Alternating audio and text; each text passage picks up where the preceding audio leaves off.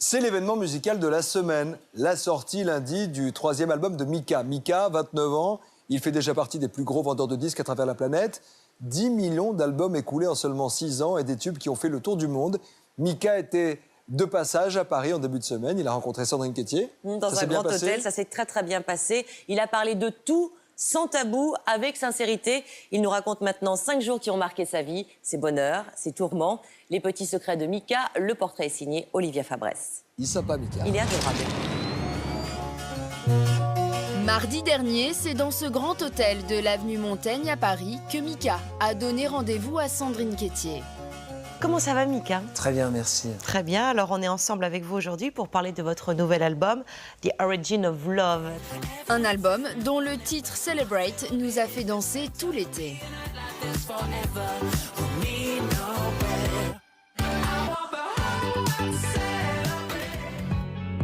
La naissance de sa passion pour la musique, ses débuts fracassants, les femmes de sa vie.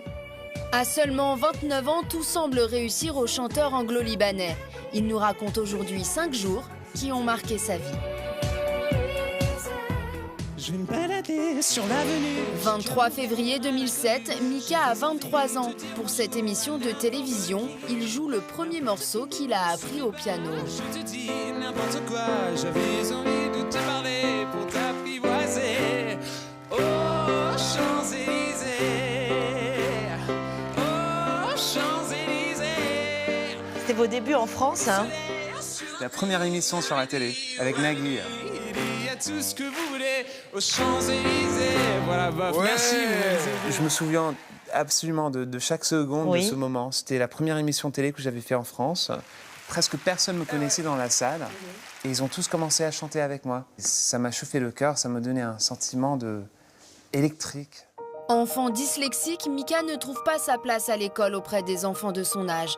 Très vite déscolarisé, la musique est pour lui un échappatoire. Académiquement, c'était nul. Et donc, ma mère s'est dit, bon, ce garçon, il est un peu différent que mes autres enfants. Pourquoi pas, peut-être ça serait mieux s'il apprend à faire de la musique. Alors, pendant presque un an, je faisais rien, except apprendre le chant et le piano. Et je suis devenu très bien, très vite. Et après, à l'âge d'11 ans, j'ai fait mon premier job dans une opéra de Strauss, à l'Opéra Royal de Londres. Et ça a changé ma vie. Et c'est à 24 ans que Mika sort son premier album, un album au succès planétaire. Est-ce que je t'attire ou bien te faire fuir quand je souris comme ça? Le regarder que le regard miel ou des deux à la fois.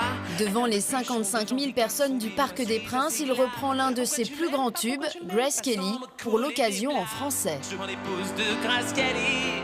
Dans ma tête, c'était une très belle idée. Je me suis dit, ok, bon, je me mets sur cette deuxième scène, juste moi et un piano blanc, ça serait beau. Et maintenant, quand je regarde ça, j'ai pitié pour moi. Je me souviens de cette personne qui était là en train de dire où je vomis, où je commence à chanter, parce que vraiment, c'est l'un ou l'autre.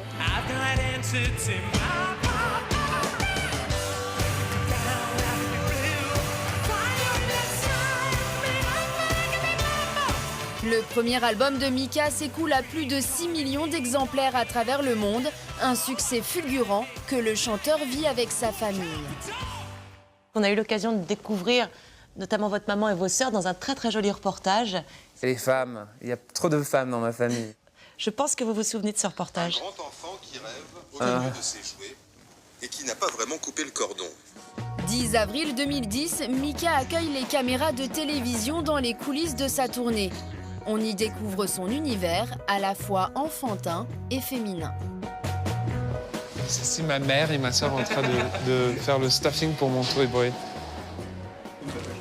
Au fond de l'atelier, c'est effectivement maman, costumière professionnelle, qui est en train de lui confectionner une poupée géante. Avec Paloma et Jasmine, ses deux grandes sœurs. C'est toujours le même. Il était toujours fou comme ça. Il voulait toujours des poupées énormes, toujours créer des fantasies depuis qu'il est petit. Elle était furieuse, elle voulait pas faire cette interview. Quelle relation vous entretenez avec ces femmes de votre vie? Je sais pas, c'est une relation assez explosive. C'est la plupart des gens, quand ils nous voient dans la rue ou dans un restaurant, ils sont en train de penser qu'on se bat. On est constamment en train de faire de la bagarre. Mais la vérité, c'est comme ça qu'on communique. C'est comme ça qu'on parle. Mais 6 mois après ce tournage, la famille vit un drame. Paloma bascule de la fenêtre de son appartement situé au 4e étage. Tombée sur une grille, elle est grièvement blessée. Comment est-ce qu'elle va aujourd'hui? Elle va beaucoup mieux, merci. Oui. C'est un peu un miracle. Premièrement, elle ne devrait pas être vivante après ce qui s'est passé. Et deuxièmement, qu'elle n'est pas paralysée, c'est étonnant. Elle était dans l'hôpital pendant 1 an et demi. Et donc, je pense que ça lui a vraiment donné le désir de s'échapper de ces 4 murs autour d'elle. Après cet événement, Mika a besoin de retrouver le bonheur, la légèreté. Il a besoin aussi de se libérer, de clamer sa différence. Elle me dit, fais comme les autres garçons, va taper dans un ballon, tu deviendras populaire. Avec Elle me dit, Mika énumère les reproches d'une mère à son fils. C'est un peu autobiographique, c'est surtout joyeux et décalé, à l'image de Fanny Ardant, que le chanteur a choisi pour incarner son clip. Je ne sais pas comment, mais de mes yeux, elle a réussi à garder son mystère. Elle peut jouer une mère, mais en même temps, c'est une mère assez rock'n'roll, assez punk, assez sexy. Et ça, c'était essentiel pour ce rôle. Avec cette chanson, Mika remporte le Energy Music Award du chanteur international de l'année.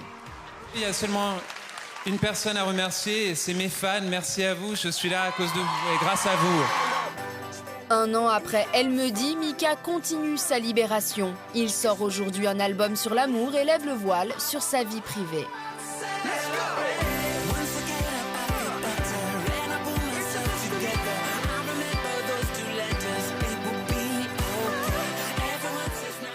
Quand j'ai dit à mes amis, je suis en train d'écrire un album qui sont des chansons d'amour, ils se sont dit, mais qu'est-ce que tu es en train de faire? Ça va être ringard, tu vas faire jamais ringard. Tu vas faire un album comme des ballades, power ballads des années 90. J'étais non, pas exactement. Vous avez confié que vous viviez une très très belle histoire d'amour en ce moment avec un homme, que vous étiez amoureux. Est-ce que vous en aviez marre qu'on vous pose des questions sur votre sexualité?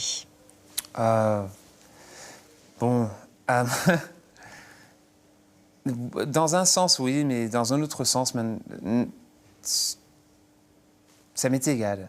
Ça m'est égal parce que je suis content. Ça vient d'un sentiment de joie, plus que tout. Et donc, je suis... Vous êtes un homme heureux.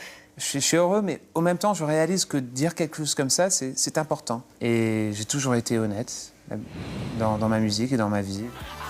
Mika sera en tournée à partir du mois prochain et passera par la France les 12 et 13 novembre au Casino de Paris.